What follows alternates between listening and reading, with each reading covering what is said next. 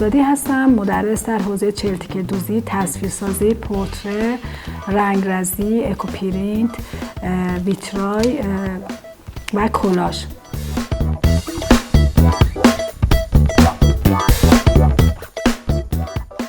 من تمام کارهایی که انجام میدم همشون با پارچه انجام میشه، تمام کار با پارچه انجام میشه، ولی من دوست داشتم با متریال دیگه کارو تجربه کنم، کارهایی که انجام میدم و رسیدم به برگ درختان که میتونم به جرئت بگم که برای اولین بار تو دنیا انجام میشه، چون که با برگ درختان خیلی کار هنری خیلی زیبایی تو دنیا انجام میشه، دوخت توش انجام میشه، نقاشیش انجام میشه، ولی همشون به صورت خشک شده هستن. ولی من اولین بار این کاری کردم که برگ کاملا قابل انعطافه، قابل دوخت هستش، قابل برش هستش، قابل رنگرزی هستش و تلفیق با پارچه و چرم هستش. حتی میتونیم در قالب کیف هم این کار رو ما اجرا کنیم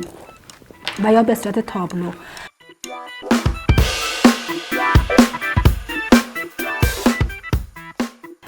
این زمینی که اینجا میبینیم با برگ انجام شد، با برگ درختان انجام شد، با برگ گلها میشه، با برگ گلها میشه این انجام داد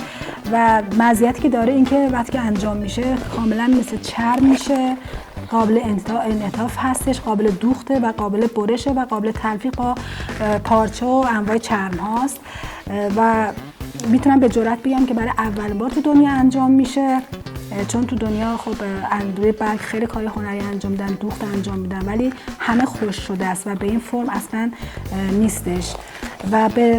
من میام از برگ درخت‌ها استفاده میکنم و یه ماده‌ای که حالا خودم تولیدش کردم، ابداعش کردم یا درستش کردم، روی برگ‌ها کار میکنم و روی زمینه اینو من دیزاین. حالا این زمینه میتونه هر چیزی باشه، من اینو میام برگ‌ها رو کنار هم دیگه هر فرمی که میخوام میچینم، چیدمان میکنم و این برگ‌ها یه فرآیند خشک شدن داره که حداقل این فرآیند خشک شدن چند ماه، حداقل 2 ماه یا 3 ماه میگذره، چون خیلی مهمه این فرآیند خشک شدن بگذره، چون حتی هر ماده رو این بزنید یا هر چیزی استفاده کنید اگه اون فرآیند خشک شدن طی نشه به اون فرم خاصی که من خودم انجام میدم و اینجا عنوان نمی‌کنم چون هنوز این کارو من ثبتش نکردم، این فرآینده که انجام میشه و این باعث میشه که بعد از اینکه این فرآیند انجام میشه و خشک میشه این به این فرم خیلی نرم در میاد که ما میتونیم باش انواع تابلوها رو، انواع کیف ها رو و انواع رومیزی ها رو باش اجرا کنیم.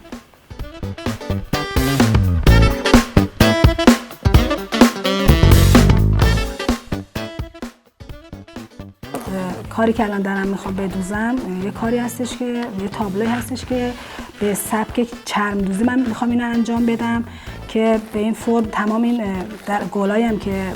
هستش اینجا تمام با خود برگ هستش، ولی من رنگ آمیزیش کردم و وقتی از نزدیک نگاه کنیم فکر میکنیم چرمه و دقیقا این رنگ طبیعی خود برگ هستش و همچنین تمام اینایی که اینجا هستش تمام اگه دقت کنید همش قابل انعطاف و نرم هستش، مثل چرم میمونه.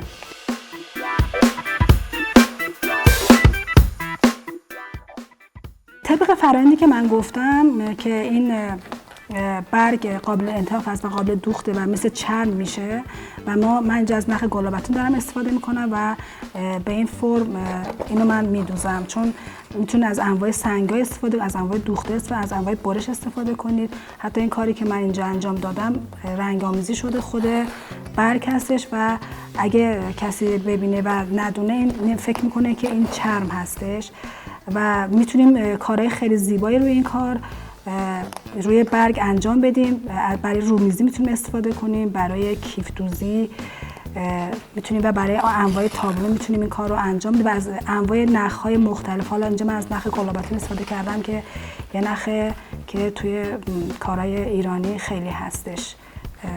من به این فرم اجرا میکنم و میخوام برای این خب حالا کارهای دیگه هم میخوام روی با نخ‌های دیگه هم انجام بدم. من فعلا دارم دوخت نهایی رو میزنم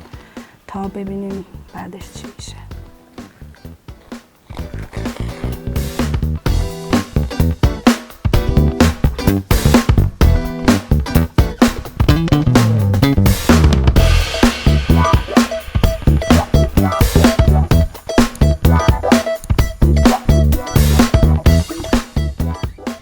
من این کارو وقتی تمامش کردم هم میتونم تابلوش کنم، هم میتونم به صورت فرم کیف درش بیارم که اینجا من اومدم یه کیفی رو دوختم که این تلفیق شده از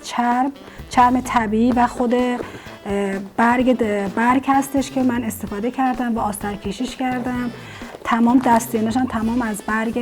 تلفیق از برگ و چرم هستش و این هم پشت کاره و خیلی راحت میتونیم میگم برگ